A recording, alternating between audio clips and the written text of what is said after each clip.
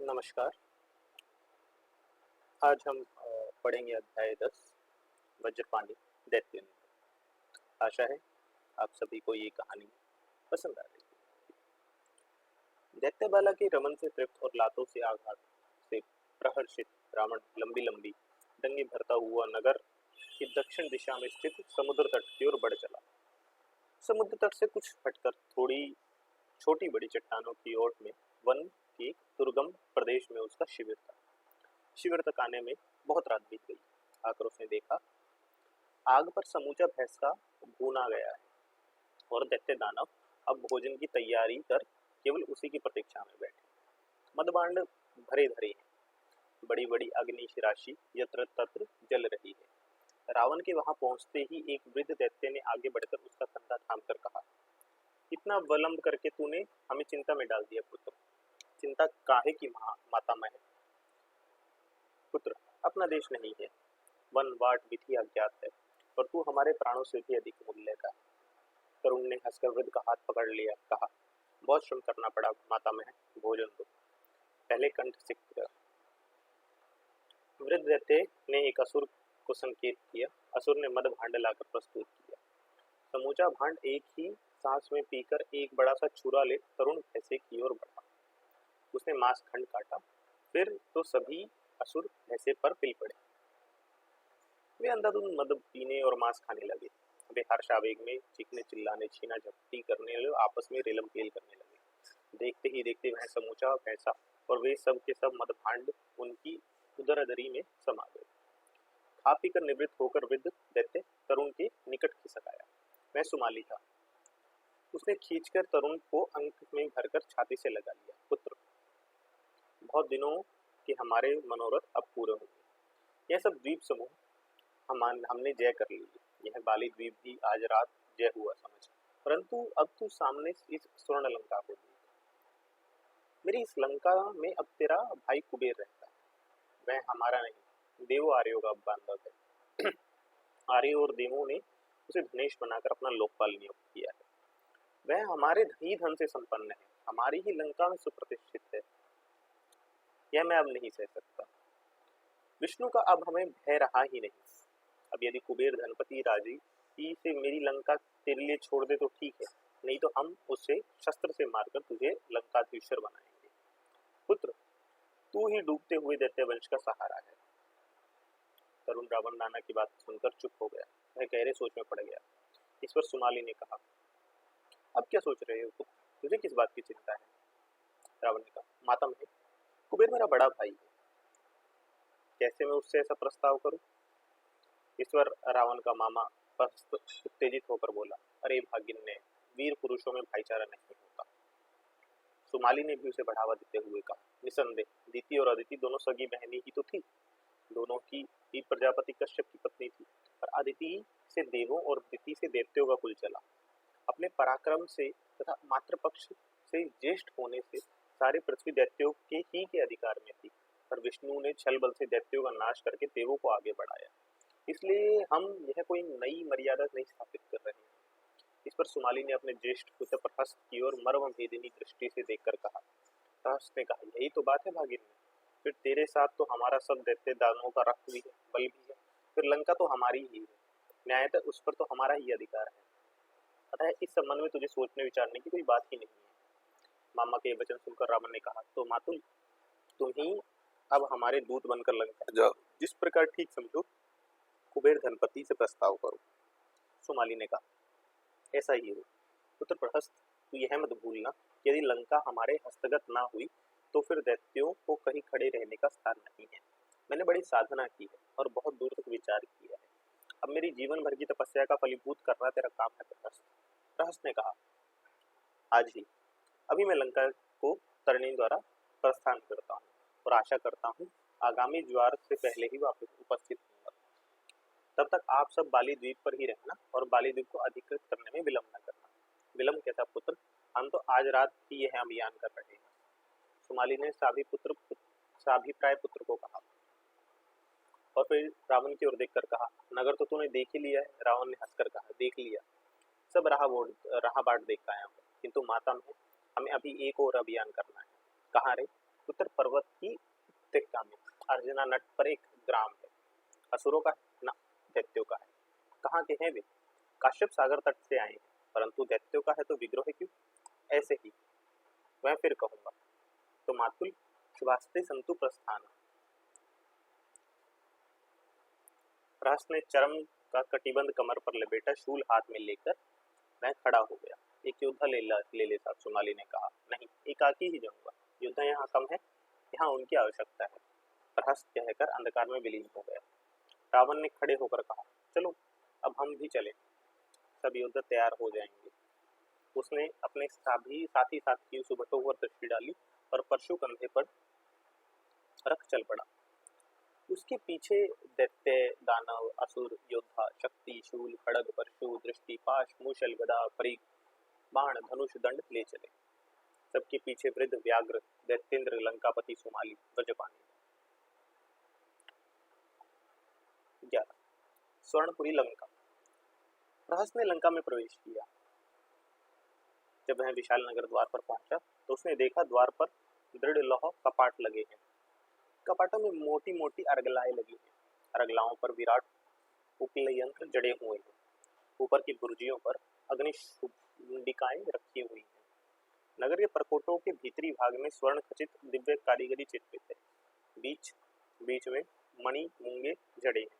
परकोटों के बाहर विशाल खाई जल से परिपूर्ण है। खाई तक, द्वार तक विशाल फलक मार्ग है, जिनमें ध्रुभेद सुदृढ़ संक्रमय यंत्र लगे हुए हैं। संक्रम स्वर्ण के खंभों और स्वर्ण वेदियों पर आधारित है। प्राचीरों पर दुर्जय सुभट चौकसी कर रहे हैं। प्रहस्त ने सोचा, इस दुर्भेद, सुपूजित, सुरक्षित लंकापुरी पर आक्रमण करने का साहस देव दैत्य नगर नागर किसी के पास नहीं है। लंका के चारों ओर समुद्र, वन, खाई, दुर्भेद, प्राचीर, विशाल चतुष्पथों पर अश्व, रथ, गज तथा आरूढ़ योद्धा, यक्ष, किन्नर, देव, दैत्य, नगरजन मणि माणिक्य मुक्ता सच्चित अभय आनंदित मुद्रा में मत आ जा रहे हैं।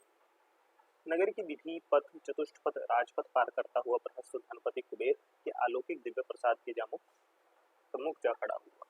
उस प्रसाद का वैभव देख प्रहस्त आश्चर्यचकित हो गया। प्रसाद के सिंह द्वार पर वैडूर्य मणि और मूल्यवान मुक्ताओं की कलात्मक चित्रकारी थी। वहां के खंबे कुंदन के बने हुए थे। ऊपर जाने के लिए स्फटिक मणि की रत्नजड़ित सीढ़ियां थी। ठौर ठौर पर यज्ञशाला और वेदिकाएं सुसज्जित थी, जिनमें अनेक आसन रखे हुए थे। वह भव्य प्रसाद मंद्राचल के समान विशाल था। प्रहस्त ने साहस करके उस दिव्य प्रसाद में प्रवेश किया। द्वार पर किसी ने एक ना रोका। वह 7 कक्षों को पार करता हुआ चला गया। 7वें कक्ष में उसने देखा, एक विराटकाय पुरुष स्वर्ण की माला पहने हाथ में वजनी लोहे का मृदंग लिए बैठा है। अग्नि की लपट के समान उसकी जिह्वा थी। बड़े बड़े लाल नेत्र थे।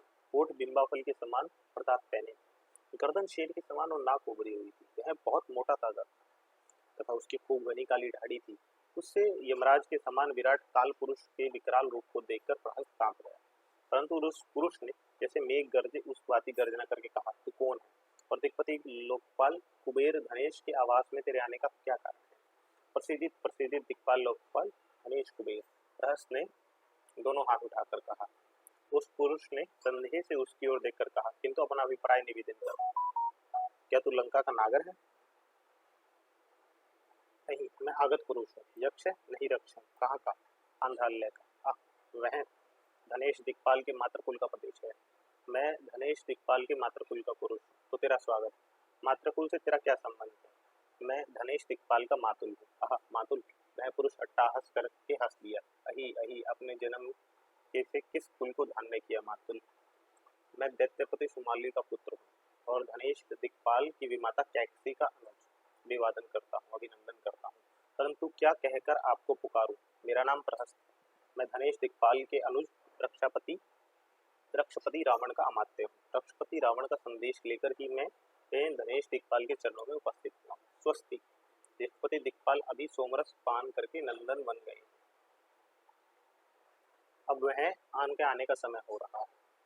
महापराक्रमी दिक्पाल धनेश के आते ही मैं उनसे आपके शुभागमन निवेदन करता हूँ। तब तक आप वहां रत्न पीठ पर बैठकर विश्राम कीजिए और यक्षेत महल्ले में विचरण कीजिए। शुक्र, सरिका, चक्रवाक, कोकिल आदि विहंगों में मन बहलाइए। प्रहस्त उस पुरुष के वचनों से आश्वस्त हो चारों ओर घूम फिर कर उस स्वाद को देख देख के मन में ही सोचने लगा, यह सारी ही सारी संपदा मेरे पिता की, अतः मैं ही इसका वास्तविक स्वामी। परंतु काल विपाक से यह धनेश कुबेर इसका अधिपति बना है और मैं अपरिचित अतिथि की बात यहाँ उपस्थित हूँ। प्रहस्त इन्हीं बातों में विचार कर ही रहा था कि उसने देखा कि एक मणिकंचन निर्मित रथ पर चंद्रमा के समान कांति में पुरुष, सिर पर पूरी, कानों में कुंडल, कमर पर मेखला धारण की अनेक दिव्यांगनाओं, अप्सराओं और गंधर्वों से घिरा चला। अनेक किन्नर गंधर्व नृत्य करते गाते चले आ रहे हैं। उस तेजस्वी पुरुष के तेज से ही वह स्थान आलोकित हो रहा। रथ से उतरते ही वह द्वार पुरुष ने आगे बढ़कर उस दिव्य पुरुष का अभिवादन कर कहा, धर्मावतार, यह महात्मा प्रहस्त, दैत्यपति सुमाली का पुत्र, आपकी माता केकसी का अनुज और आपका प्रतिष्ठित मातुल यहाँ उपस्थित है। यह आपके अनुज आयुष्मान रावण का संदेश लेकर देव के सम्मुख आया है। आगे देव प्रमाण है।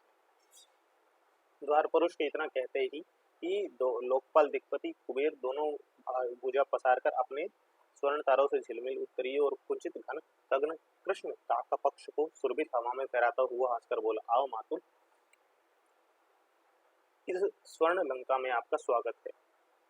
कहिए मेरे पितृचरण तो कुशल से हैं और मेरा भाई रावण प्रसन्न है ना? मेरे सब संबंधी मित्र बंधु सुखपूर्वक है ना? प्रहस्त ने हाथ जोड़कर विनय किया, धनेश दिक्पाल कुबेर, आपकी कृपा से सब कुशल है। मैं आपकी सेवा में आपके प्रिय अनुज का संदेश लेकर आया हूँ। रावण, वह मेरा वीर भाई प्राणों से भी अधिक प्रिय है। कहो, मैं उस प्रियदर्शी रावण का क्या प्रिय करूं?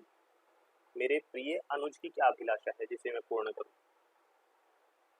प्रहस्त ने कहा, देव धनपति, अपने अग्रज के चरणों में अनुगत रावण ने अनेक बार अभिवादन करने के बाद मुझे देव चरण में यह विनीत करने के लिए भेजा है कि लंकापुरी और लंका साम्राज्य हम दैत्यों का है, इसलिए आप हमें लौटा दे तो ठीक है। यह एक धर्म की बात है, इससे आपका हमारा प्रेम भी बना रहेगा। प्रहस्त की बात सुनकर धनेश कुछ क्षण चुप रहा, फिर उसने धीरे से कहा, मातुल, रावण दश द्वीप के शौर्य का बखान हम सुनते रहते हैं। उस आयुष्मान के पास हमारे पास के सभी द्वीप जय कर लिए। यह ठीक है कि पहले यह लंकापुरी आपके पिता दैत्य राज सुमाली की थी, परंतु जिस समय मेरे पिता के निवास के लिए लंकापुरी मुझे दी थी उस समय यह सूनी थी, यहाँ कोई राजा ना था। मैंने ही इसे फिर बसाकर धन जन से संपन्न किया। यद्यपि तुम्हारे हमारे आचार में अंतर है, तुम रक्ष संस्कृति के प्रतिष्ठाता हो और मैं यक्ष संस्कृति का, परंतु इससे क्या, हम सब दायाद बांधव तो हैं ही, तथा इस लंकापुरी में इस समय देव, दैत्य, किन्नर आदि सभी जन रहते हैं, सबका समान अधिकार है।